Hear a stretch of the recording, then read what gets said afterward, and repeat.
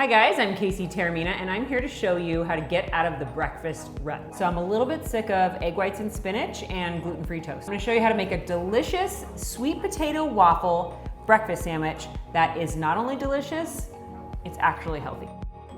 We're gonna take the sweet potato and we're gonna grate it into a bowl, and we're gonna add eggs, coconut oil, and some spices. That's gonna be the foundation of our waffle.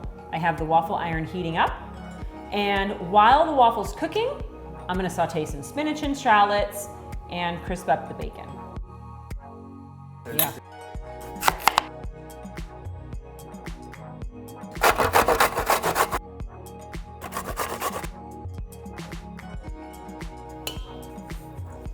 If only that was cheddar cheese and we were making quesadillas. All right, so after all that bicep work, I had the sweet potato grated up and ready to go. In this bowl, I am going to mix 2 eggs. The eggs are here.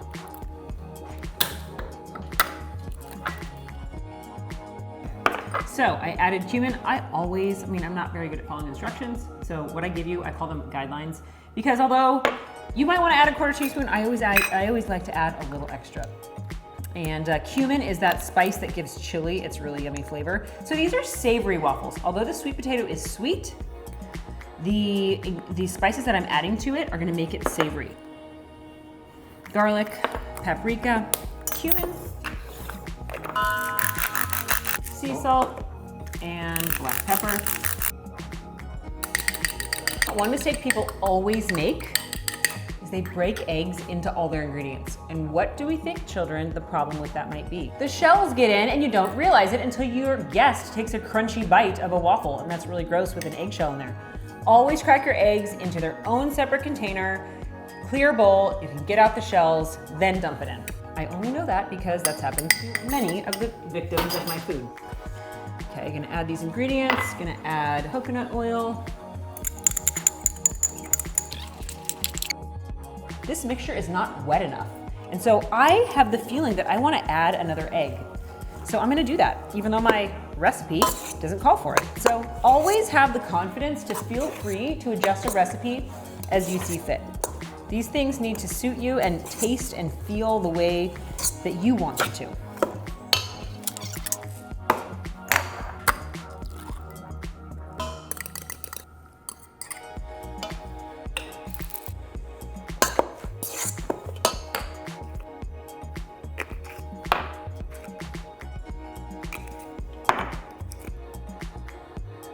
Adding a little bit of extra of everything because I'm using my senses. I smell that this doesn't smell the same way it did last time I made it, and it was perfect. We are ready for the next step.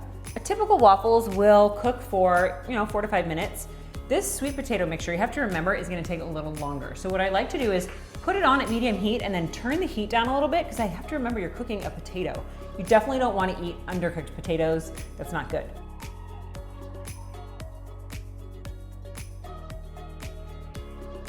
Waffle iron.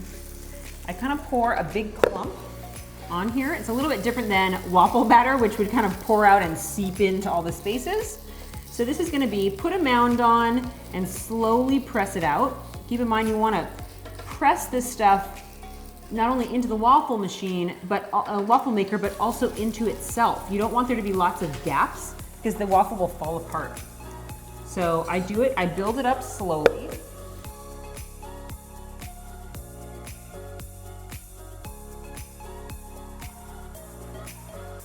Set. I'm gonna close this. Cooking. We're gonna come check on it in a couple minutes, but while that's cooking, I'm gonna prep the rest of the ingredients.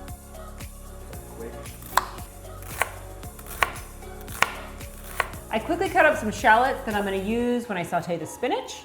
Gotta get the bacon on there, and the last thing I'm gonna do is fry the egg, because we want that center to be runny and hot. All right, so you can never go wrong with good bacon. In my opinion, good bacon is natural, organic, especially nitrate-free and low in sugar.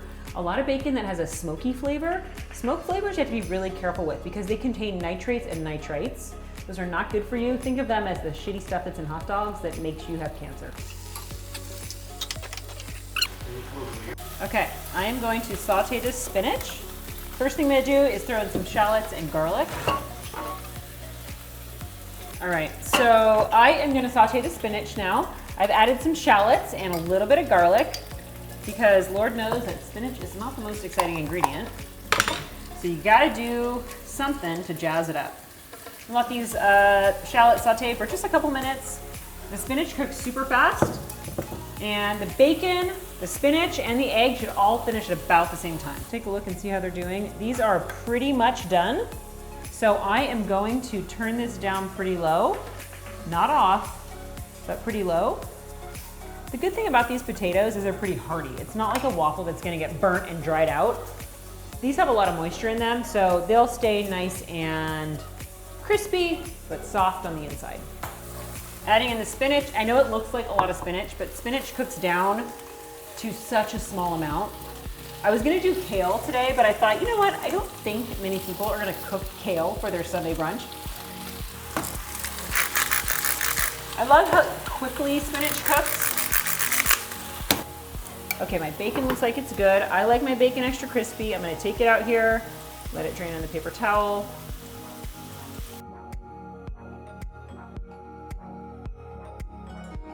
So all my other ingredients are ready. The sweet potato waffle, the spinach, the bacon. Final thing is the egg.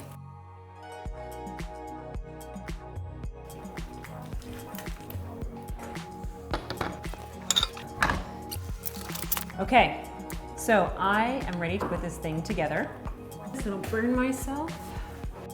So I've got this piece kind of, looks like one giant piece. Take it out, cut in half here. Kind of see, I mean, it's a waffle for real. Take my fried egg.